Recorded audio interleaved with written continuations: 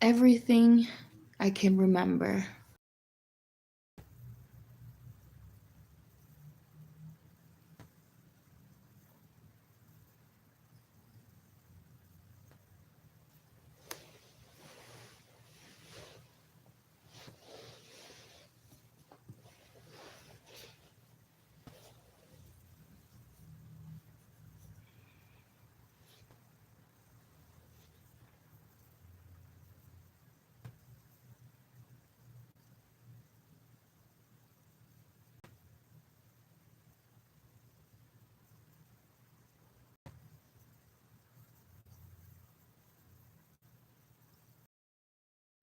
Science can tell you why you forget. You don't hear enough about why we may forget spiritually in the spirit.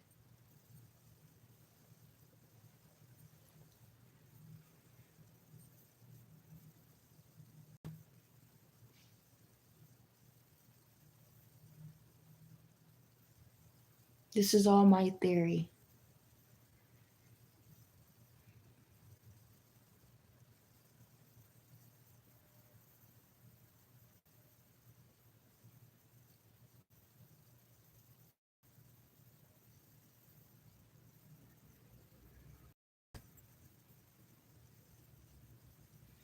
All my understanding.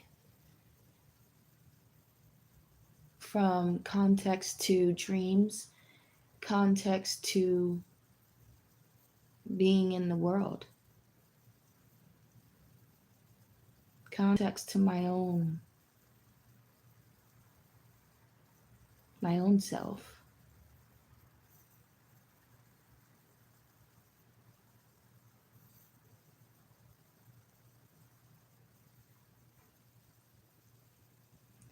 There's a difference between forgetting because of toxins, forgetting for the intention to not remember what is made to be remembered. And there's a difference between forgetting because it's not supposed to be known yet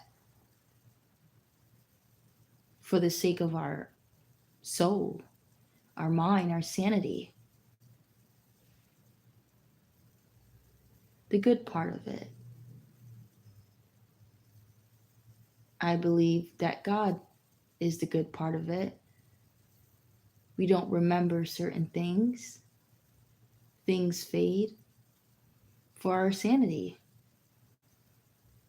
But then, but then there is not so good part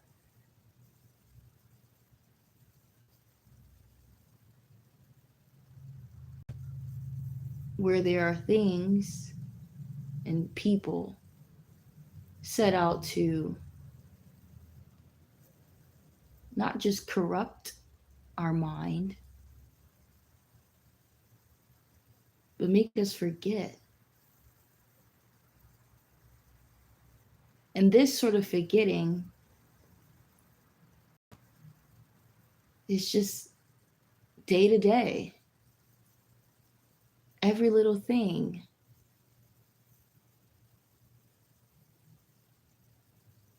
And then in this world, there's this called dementia, Alzheimer's disease, diseases really of the mind, sickness, and that's constructed.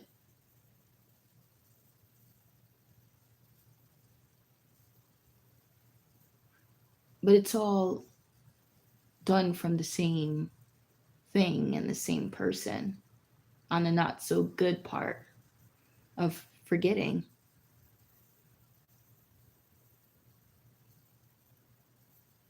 Hmm.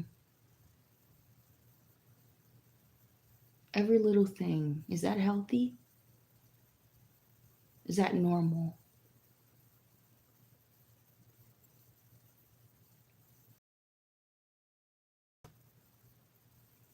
It's not normal to forget your thoughts right when you were thinking something.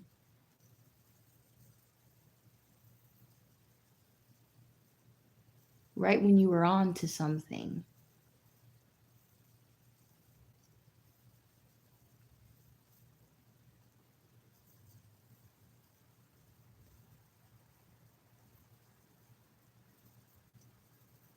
Here's the thing. I can tell the difference between the two. On the good part of it, from God, it's like a dream. When I wake up from it, I end up usually remembering what I need to remember. So it may not be the whole sequence of events in the dream, but I do always remember something.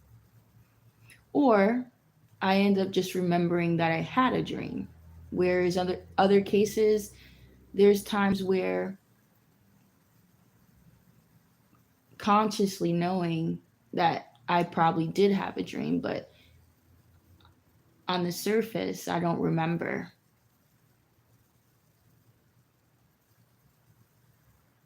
But I do find that not remembering healthy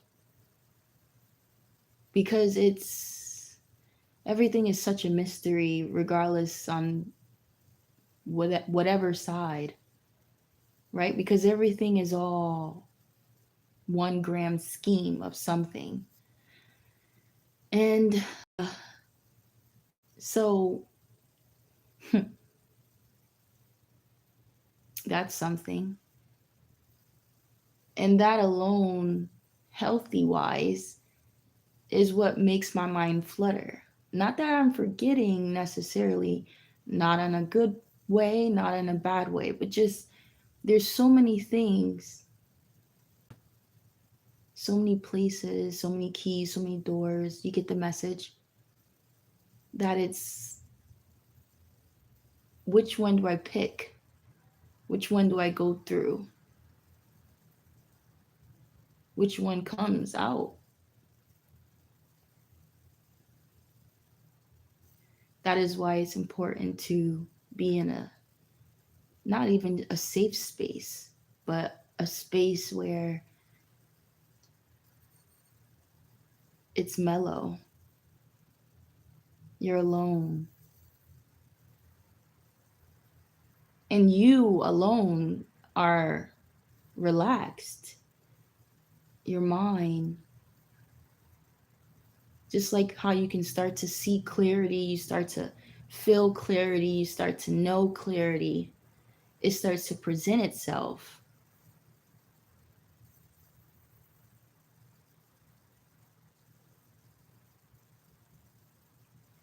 So just as I'm saying, there's so many things, so many things that I am and I will take my time. As long as we're open to it, things will be revealed.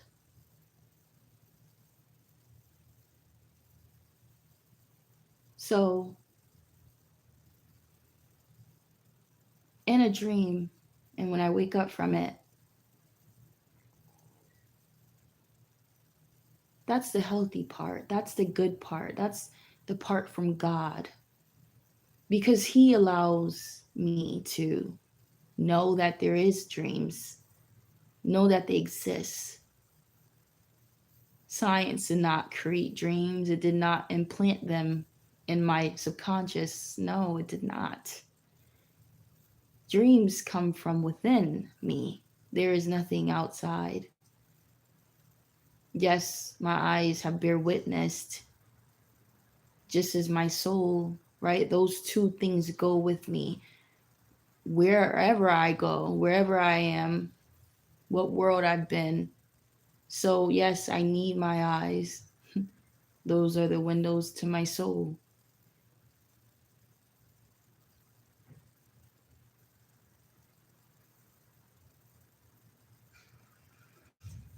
and knowing that there is dreams,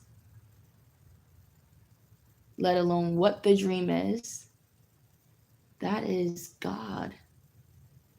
That is God. To see God is to see a dream. To see a dream is to say, Father, that's exciting. And that's not even it. Right? Because no eye have seen, no ears have heard the things that he has in store for the ones that he has chosen out of the world. I mean, things, right?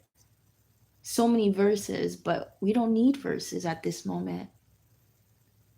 I know because I've witnessed and I feel it. To have a dream, regardless of what it is, right? I've been having dreams, nightmares from the time I'm sure set foot into this sin of a world. So they were nightmares sometimes. They're all dreams though. I guess when we say dream, it's usually dreamy. And when it's a nightmare, it's usually scary, negative, bad. But we all still, or at least I still, wake up and say, well, I had a dream. Well, let me say this. As an adult, I don't necessarily have a nightmare to consider it a nightmare because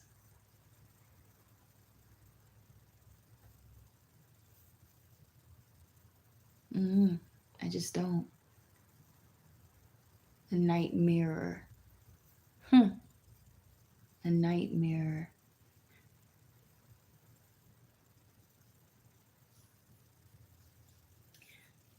But yeah, a dream. That's one example to give you, to show me that there is a God. With all this existence, with all this normalcy, with what we make normal, with all our closed minds and closed ears and closed hearts, dream is what reminds me when everything is trying to make me forgetful on the not so good side. And oh, they do. They even have people sick in the mind. They call these things diseases. Now, our our older folks,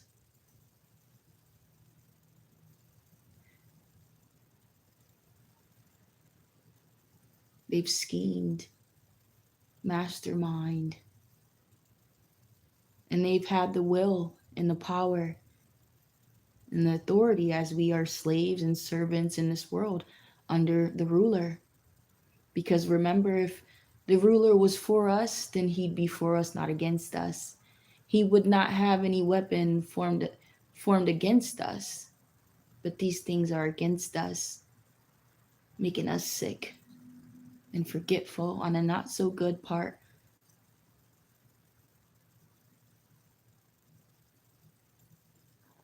It's sick, isn't it? Let science tell you what science wants to tell you, and fine. But when do we hear about the spiritual side? The that side, I wanted to say the true side, but you side, that's you. Understanding that science can only tell you about the flesh and what it's doing to the flesh. But it's not just doing to the flesh. It's not just doing to your mind, right? Your mind and your body is doing it to your spirit.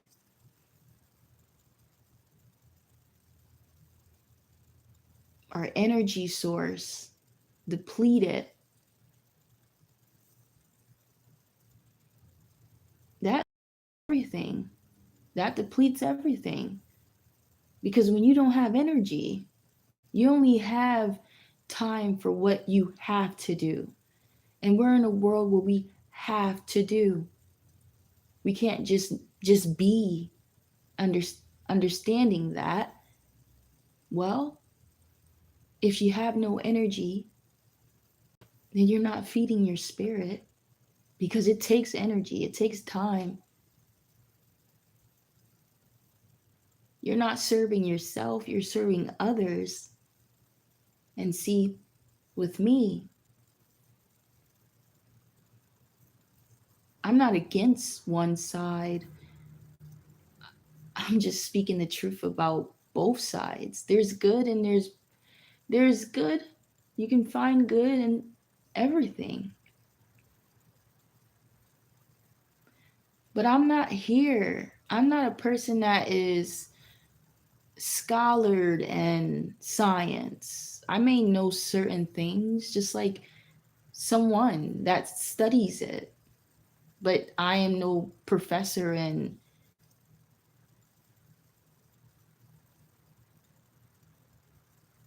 biology.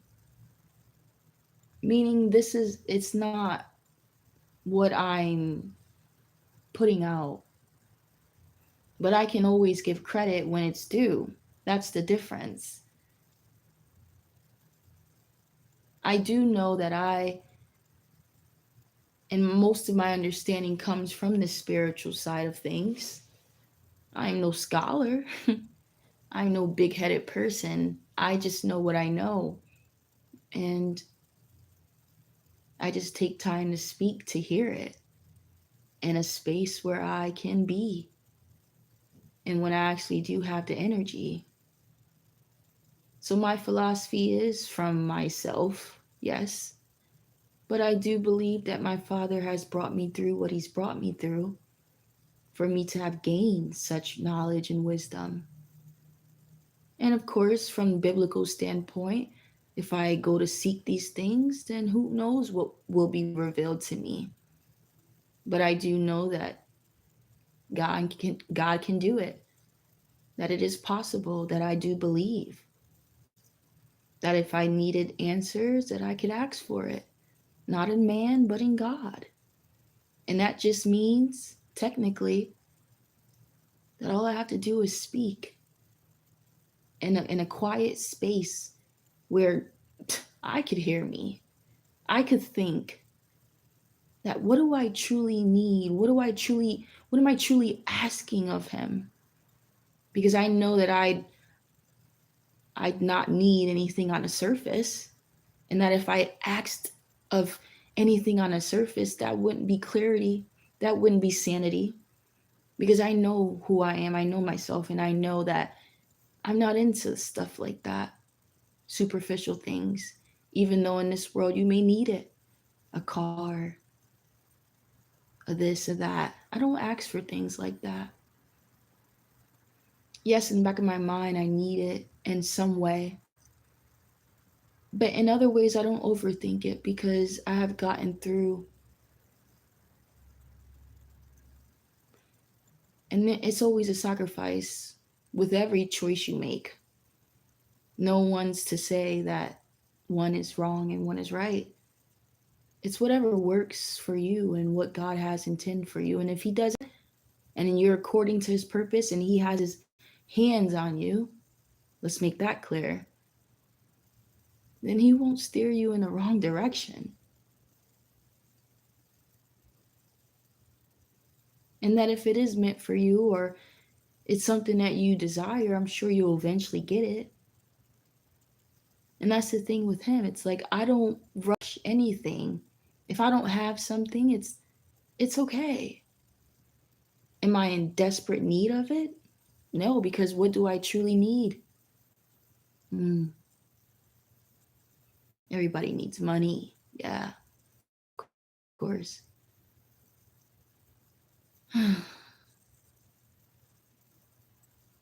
But all I really need is money to continue having a roof over my head and getting my essentials for the body because the body is freaking weak and it's filthy.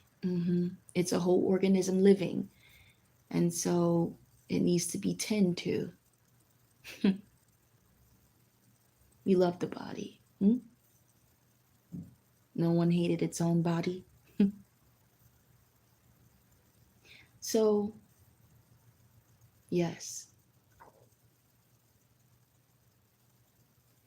dreams. Well, that's how I knew. Well, it's not that how I knew, but it's what reminds me there is a God. It's not the only thing that I base him to be proven in. No. But again, when everything doesn't, when you're looking for a sign, or when you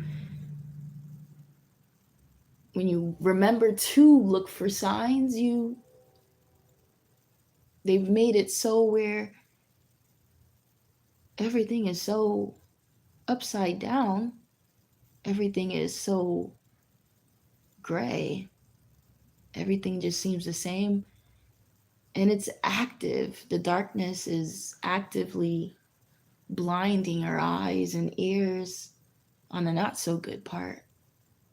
Whatever they're doing it, and they're doing it well. And we can reference the Bible because I believe the Bible says that they've been working. They only have but so much time. And I have to confess that they've working day and night. And so again, I see how it's so important, not even just in myself, because I can see in myself how important it is to work day and night in the spirit. But even if I didn't, I can see that in the world, in darkness, the not so good part and the not so good things, and whoever they may be, they're working day and night. And they've gotten advanced, they've gotten knowledgeable, they've gotten wisdom.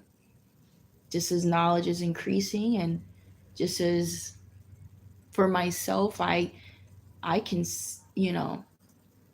I can say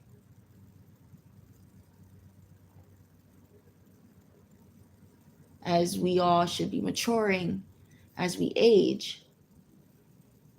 Well, it's all the same message to me, because my goodness, they've gotten to a place where they've cracked the code, and all they're doing is just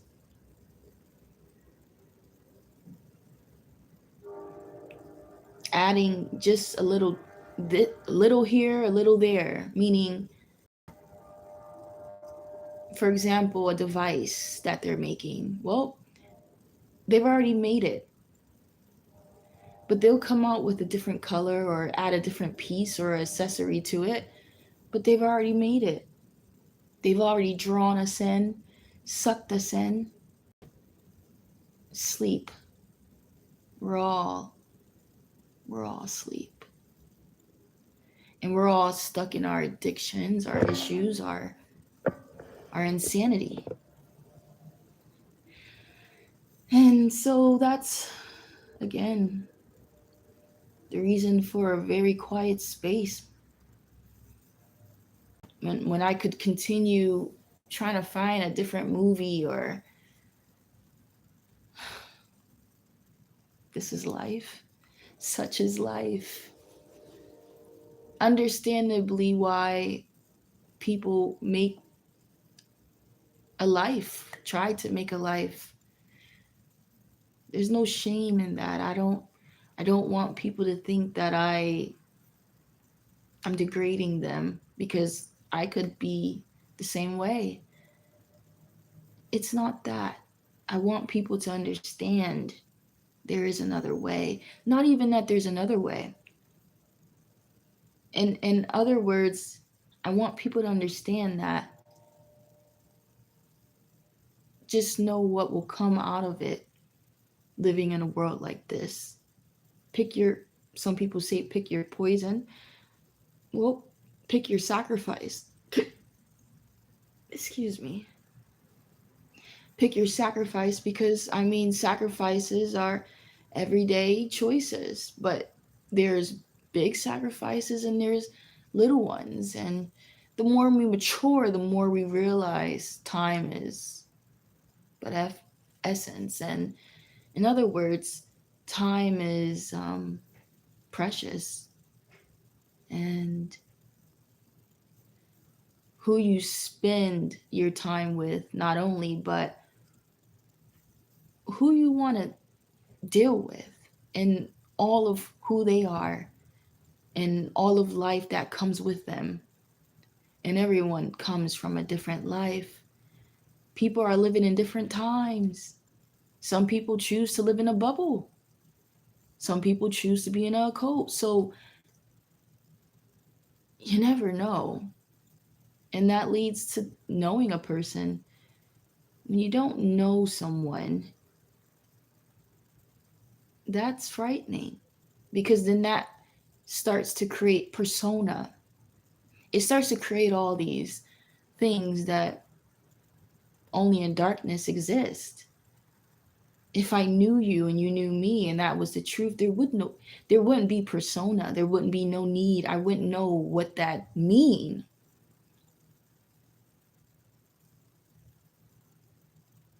And if people were just honest, just as like I'm trying to be, not even trying, I'm doing. There's a thing. Hi, sweetie. There's a thing.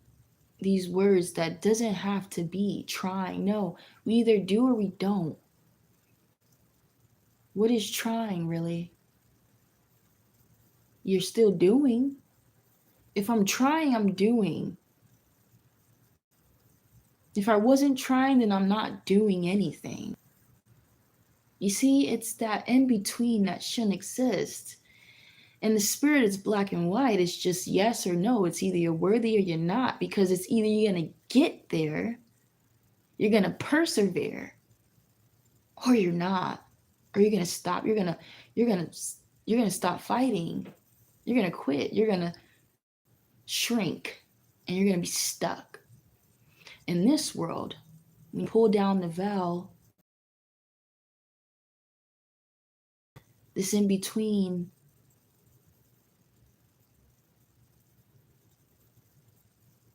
and not that understandably I understand it, because maybe it is necessary.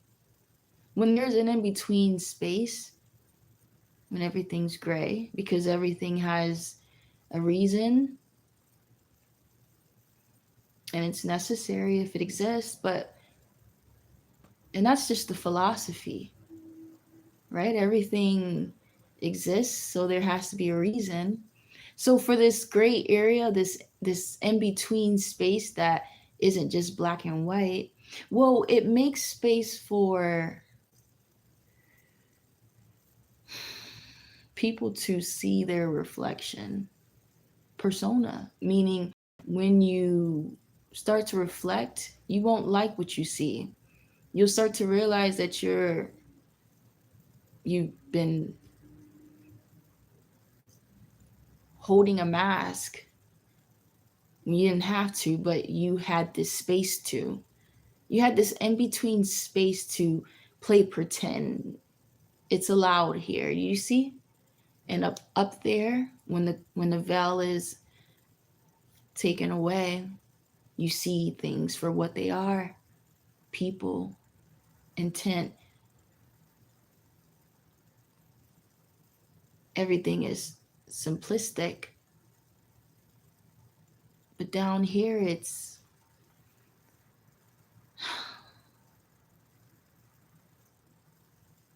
so I'll reference the Bible verses because, again, I'm interpreting things that I know certain verses may speak about in parables. For example,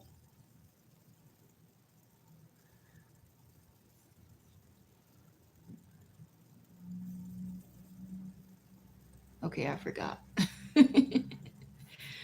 I'll come back to it. But yeah, so this down here, it's made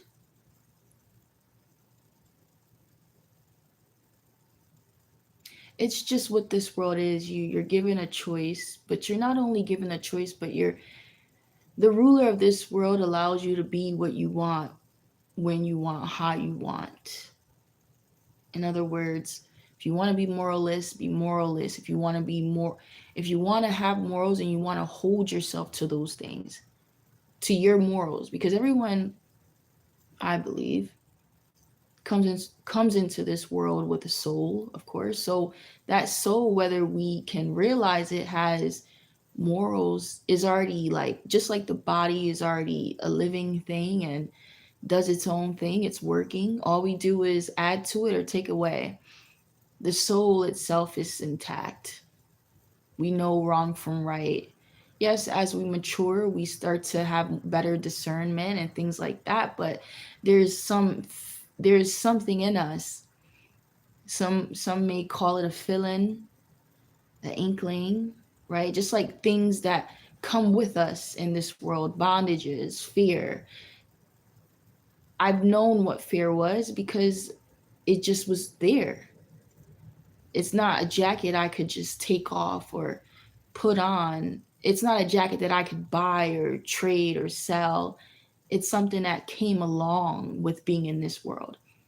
And that's a whole nother thing, because fear, there's a good and there's a bad part of it. But ultimately, it's for the good.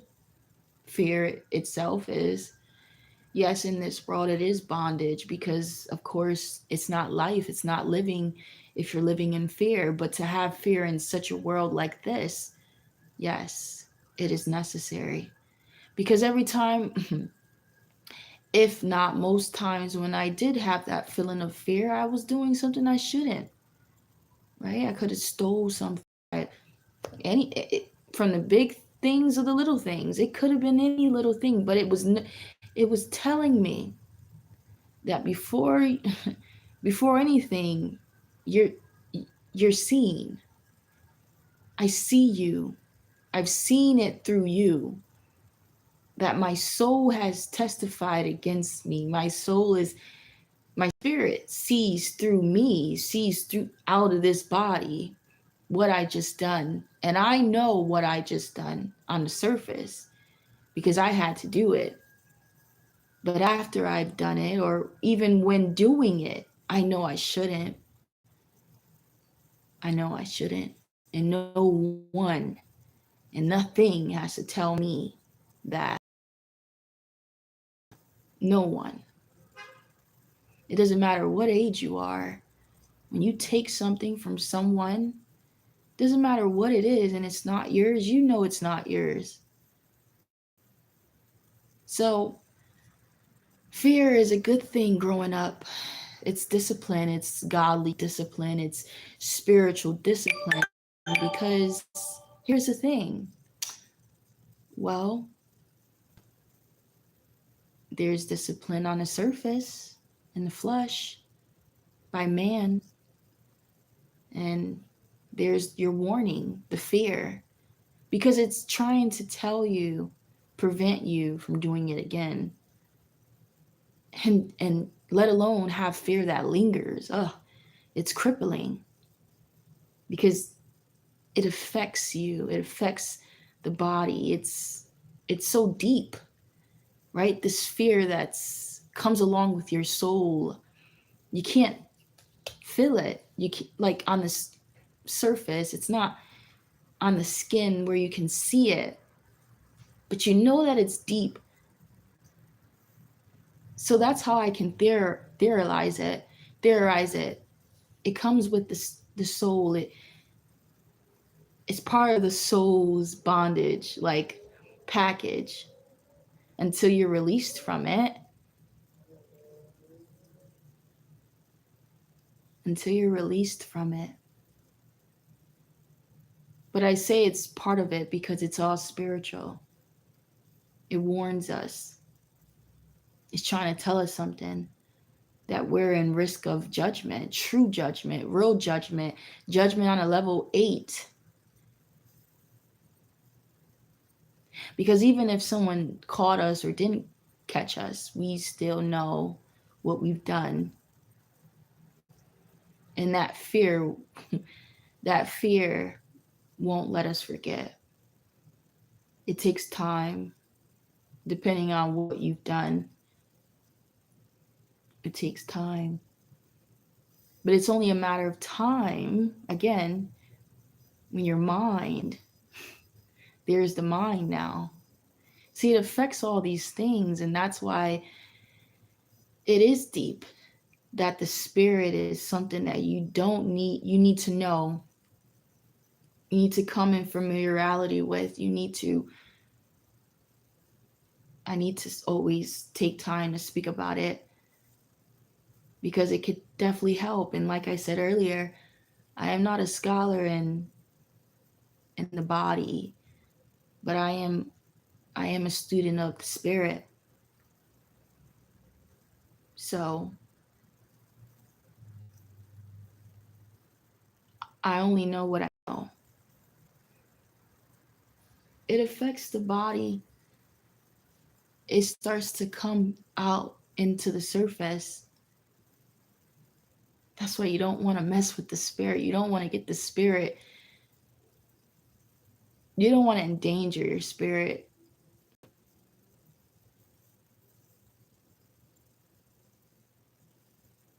Nor do you need for your spirit to always scold you. Just stop doing things that you know ain't right. Because there's levels to it. There's a thin line between, oh, I'm not perfect, and doing some not so good things like stealing.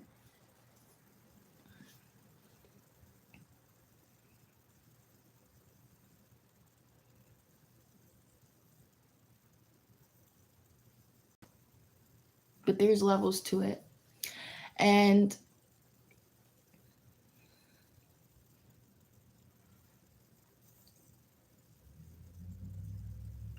all I'm saying is that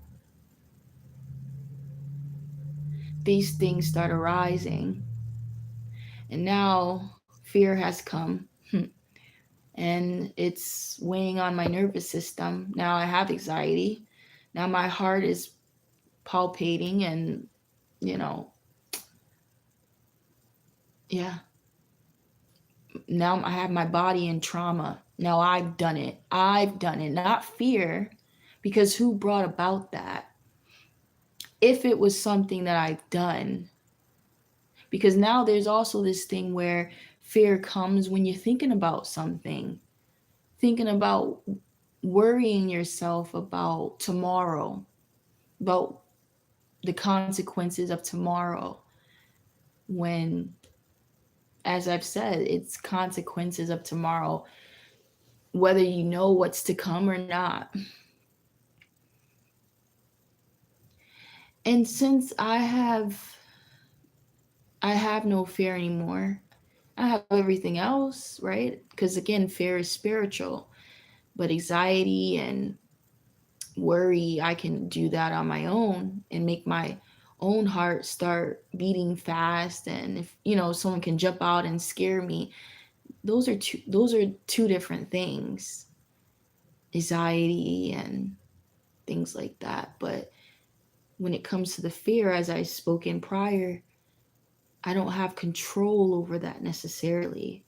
Yes, there is gray areas, but for the most part, generally, fear has nothing to do with man.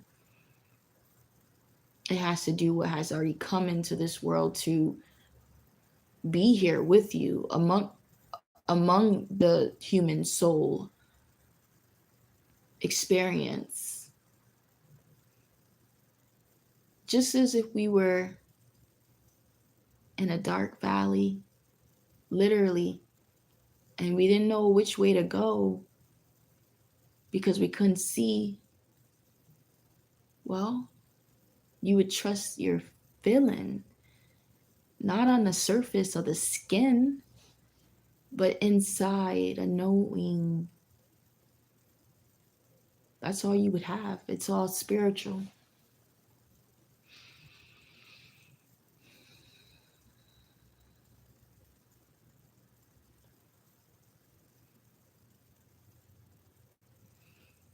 So it's important to be taught with wisdom of the Spirit and be around knowledgeable people that speak of it or wants to know those things. Be mindful though, because of where they get their sources. You want to always, just as with anything, look to someone that is original, someone that is getting it from the source, not sources. What helps me is that I am a loner, always been. I've been trained as well to be, and I live that way. So the knowledge and wisdom that I produce is original. I have no choice to confess because who teaches me? I'm not around anyone. I choose not to be. Again, it's just a knowing. You always kind of know, just as you are who you are, and you can't change that. You just have always been. I get that philosophy from myself because I'm thinking of myself. I only truly know myself.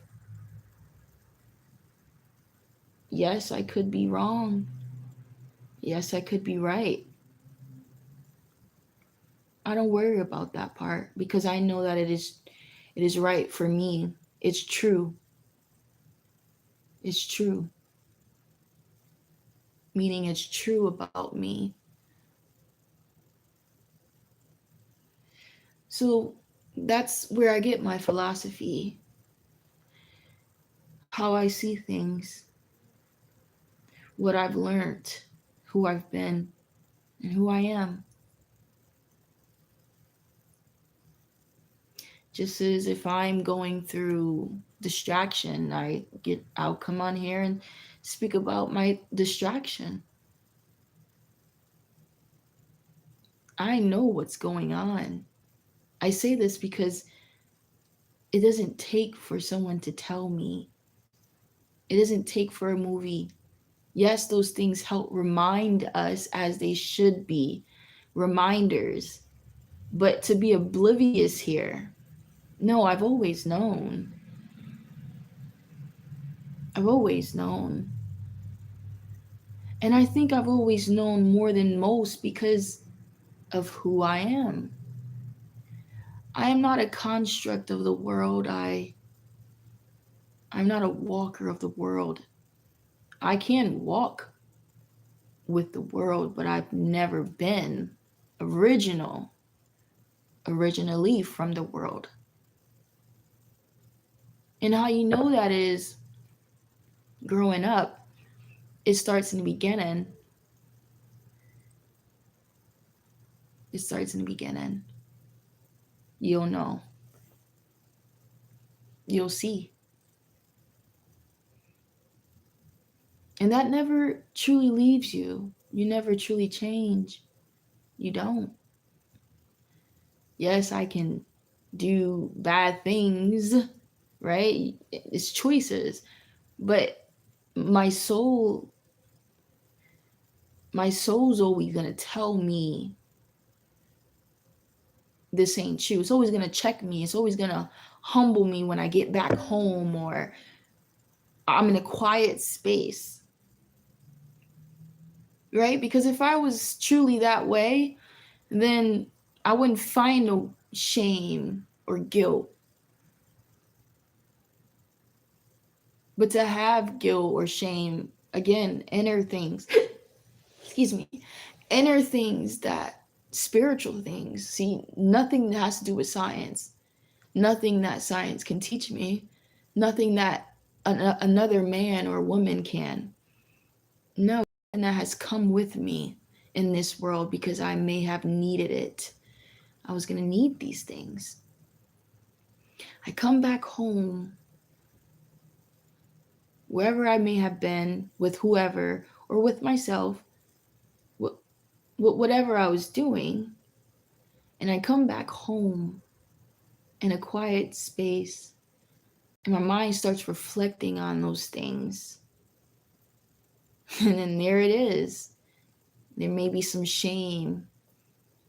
Now you're checking yourself because it's like, why do we say that? Oh, we only said that because this person was around and we were trying to make this person seem this way or make ourselves look this way. And it's like, ugh, you get sick of yourself. Good thing I've saved myself from that. Well, maybe some people have for me growing up, but I've had that before, of course.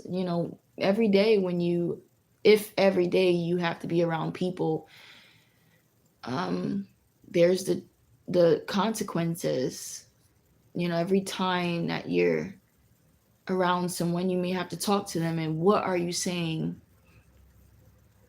What are you saying to them? What are you choosing to say? Who are you choosing to be? How are you choosing to act to them? Because when you get home, you're going to have to reflect on it. It ain't about what you want, it's what's going to happen. Yeah, when you're in the shower, yeah, and there's quietness. And that's why you know what I'm about to say. People like music, harmony, sound, vibration. Yeah, the power in melody.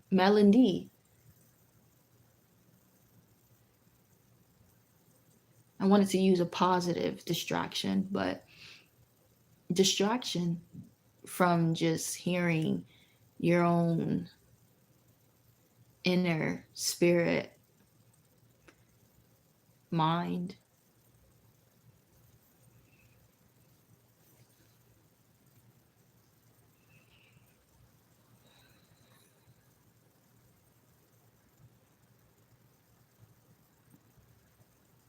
That right there, that topic of hearing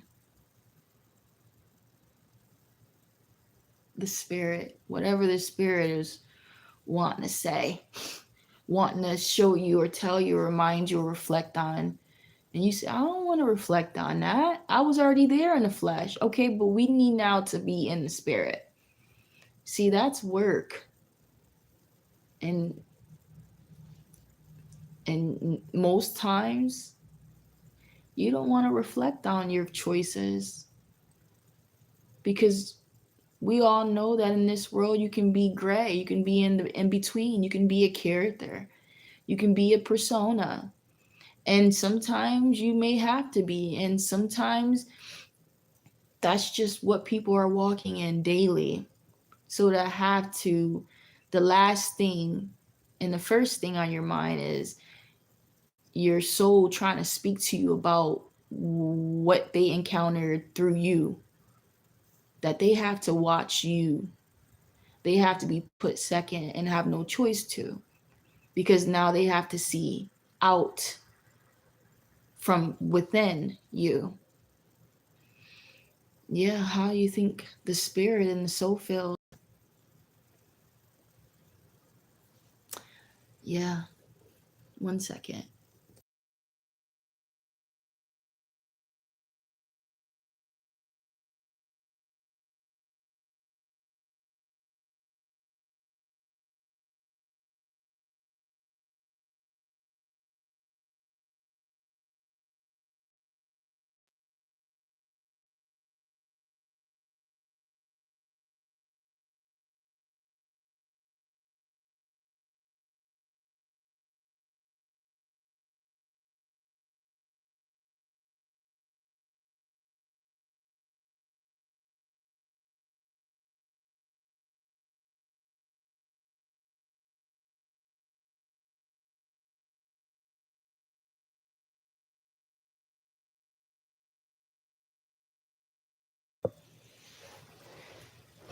So, again, dreams are powerful of its own. Just dreams alone. What are dreams? Let science tell you what they may believe it to be from the brain's point of view. And yes, that is also true, because the brain exists, it is alive, it's working, and it does control your senses. It allows me to be walking in this vessel. It allows me to bear witness. This body allows me to be among and seem to be as one. Because who truly knows what lies beneath a person? Who truly knows the intent? But God. But the body allows me, and the brain keeps it running. It's connected, it's the head, right?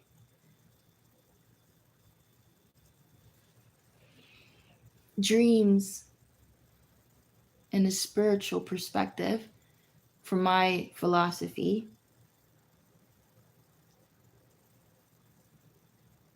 I believe is, for me, my dreams are a whole bunch of things.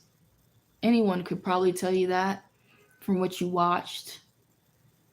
I could have had a dream about something I had just seen on TV.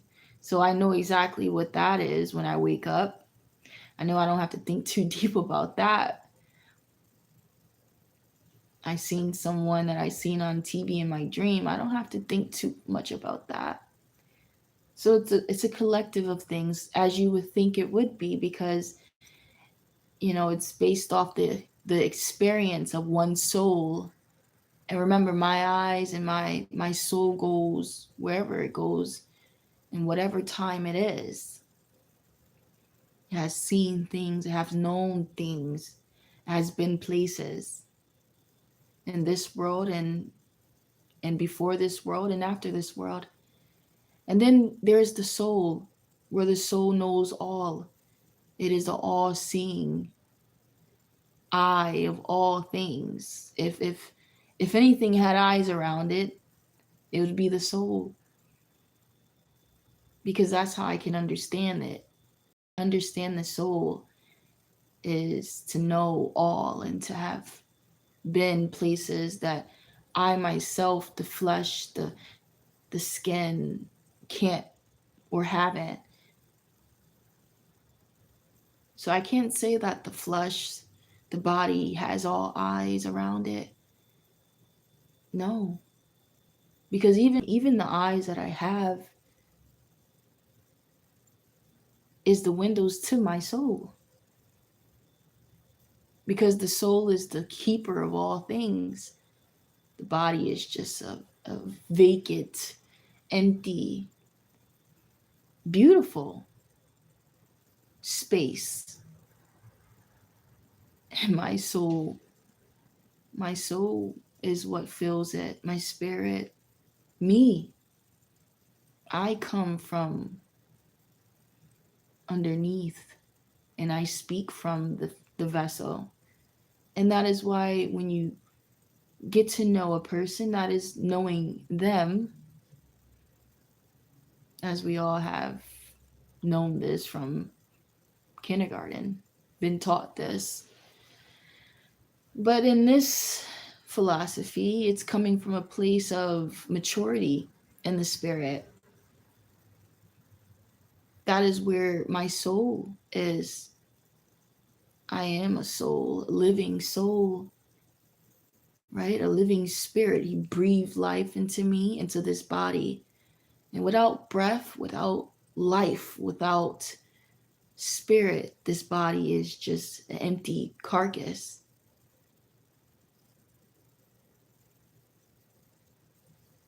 And it will going back into the world, going back into the ground, into earth,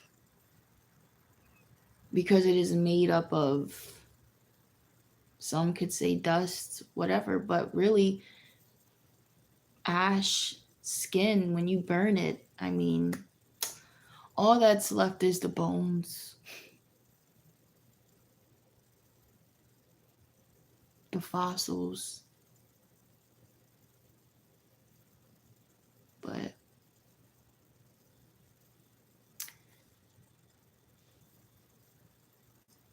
we're speaking about the soul and the spirit. And that is where you'll find me. You won't find me in my bones. Now, yes, in a and the physical science way, of course, you can identify me. DNA. Yes, yes, yes, yes, of course. As I'm saying, there is the natural way and the spiritual way, meaning they consider it the natural body in the Bible, but in my words, you have the science way, meaning biology, the flesh, the study of the body, and then you have the study of the spirit. And as I said prior, they're both brilliant. Of course they are. See, I'm not biased. I don't take a side. I believe my understanding and my truth and my philosophy comes from a place of understanding both and giving credit to both when necessary. But it is important that I tell you about the truth, the truth you can't see in a world where you're not taught it, you're not taught everything. So not only do I give credit to the body and biology and science because it's a brilliant thing and they do wonders. God sent body and the spirit too, but they help us survive in this world, in this vessel. They have been able to experiment on the body to understand what works and doesn't work. So they're important. So here's the thing. It's not, oh, the spirit is good and the flesh is bad. Whoever speaks that way, do not listen to them. Because here am I, and I'd stand up and I'd say, well, what is spirit? If spirit is good, what is spirit? What do you consider spirit? Because here's the thing, we're all spirits living in a body. So what is done in heaven is also done on earth. This is not this is not a war in the flesh. This is a war in the spirit. So let's not like twist the truth. Let's not make up things because again, they don't know what they're saying. They're just speaking too fast.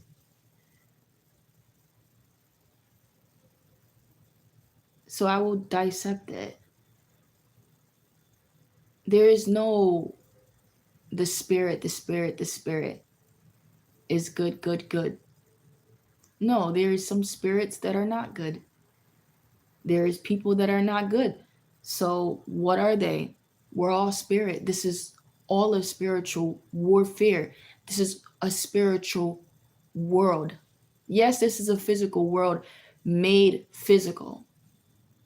Just like when you make believe, before you made it, it was made believe, spiritual. It was in the mind, it was in the like it was up there. Mm? And then you made it, sorry, you believe that's the spirit, and then you made it into what it is, the construct. So this is a spiritual world made physical. Just as the tree is turned upside down, just like the gray is really green, it has been made a certain way for you to see, for you to not see, for you to know, for you to not know.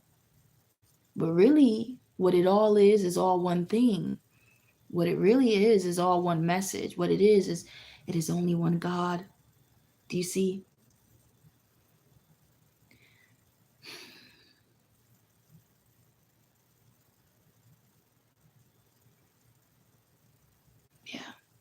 And I don't speak in parables. I don't. I think we know what a parable is. But it is the way that a person speaks that does make a person different. And it also makes you see or not see, makes you understand and not understand. I think what I do is I interpret, but I also do speak down to earth. I don't speak like I'm scholared. I don't try to sound smart and use big words. I use what's around me. I just use what I know.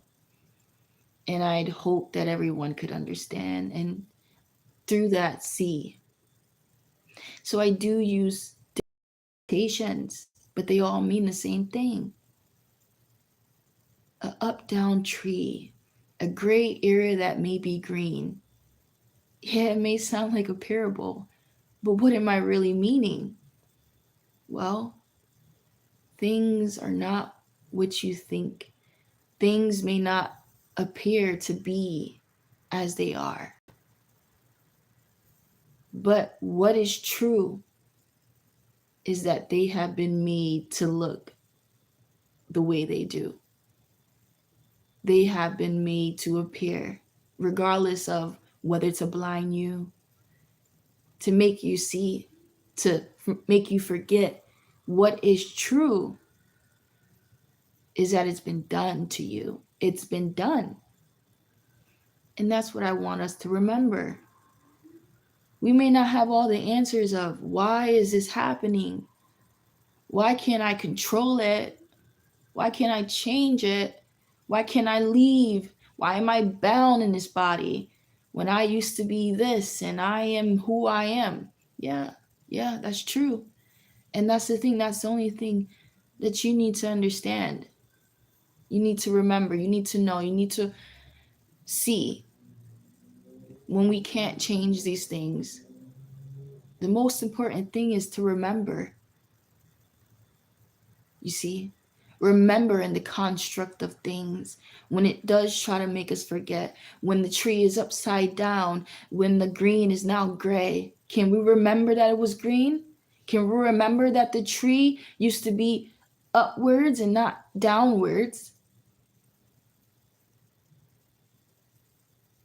Mm, mm. That's deep. That is what I want you to see. Because now when you don't see, now it's all of this and that now I have to take it down and down and down to try to pull you and pull you and pull you back. But you keep going further down, lost in the insanity of what you've forgotten and now which you don't no longer believe. So, because you no longer can see. And now what I mean is that now there has to be this understanding. Oh, wisdom comes with understanding. Of course she does. As you can hear it, I have no choice but to understand because I know what has happened, right? Just as you, when you come with understanding, you have no choice to. Of course, wisdom has understanding because wisdom knows all of what has been done. When you are the one that has forgotten, when you are the one that no longer sees and believes that the tree was once green. And not only that, but to interpret and context it, when you have lineages and generations of this insanity, of this tradition, this culture, this conventional way of believing of what you forgot and now what you have made of your own to make up for what this is, when you can do that, which you have, try to make understanding in your own, but there was and is a reason. There is an understanding, but you don't hold the wisdom. You don't hold the wisdom to give it, but through the generations of your lineage, this is what has been a tradition. This sort of, whatever this sort of thing you speak, or sort of thing that you believe, has become a custom in your lineage. And now this has become what you know I'm about to say it is. Your curse.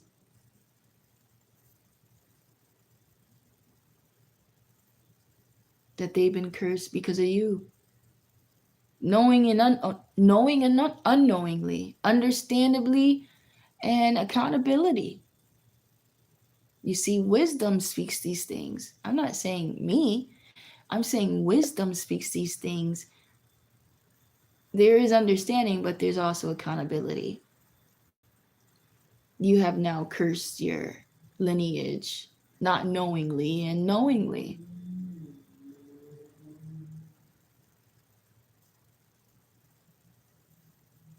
And you just hope to God that someone in that time, chosen generation, someone, maybe the black sheep, hold on. Did you hear me?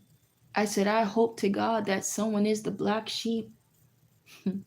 Someone wakes up, someone is set apart, someone doesn't belong. I hope to God that someone is in your family through the generations, through the lineages. I pray to God that they are isolated, left desolate. Do you hear that? You would have never thought. But with true wisdom, you start to see.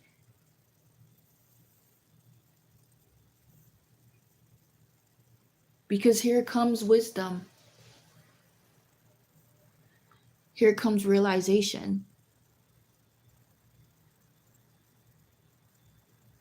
Here comes revelation.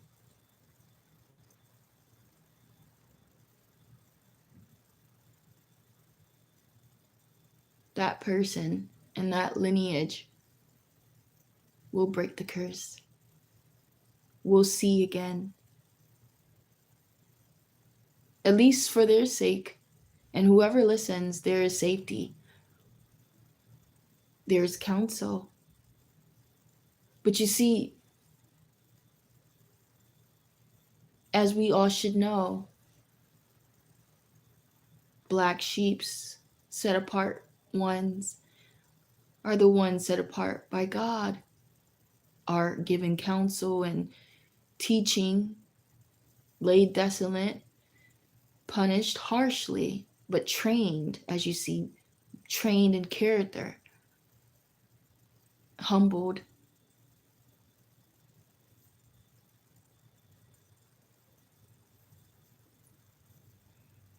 Because you that have forgotten and now can't believe such a thing because you no longer see.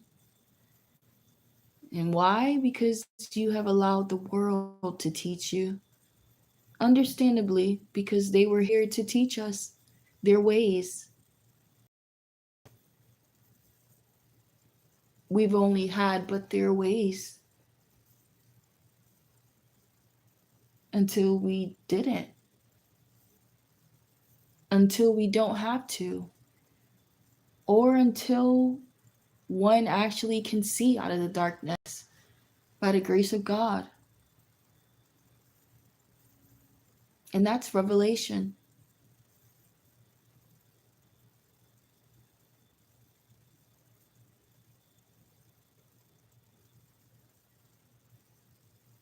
That's deep.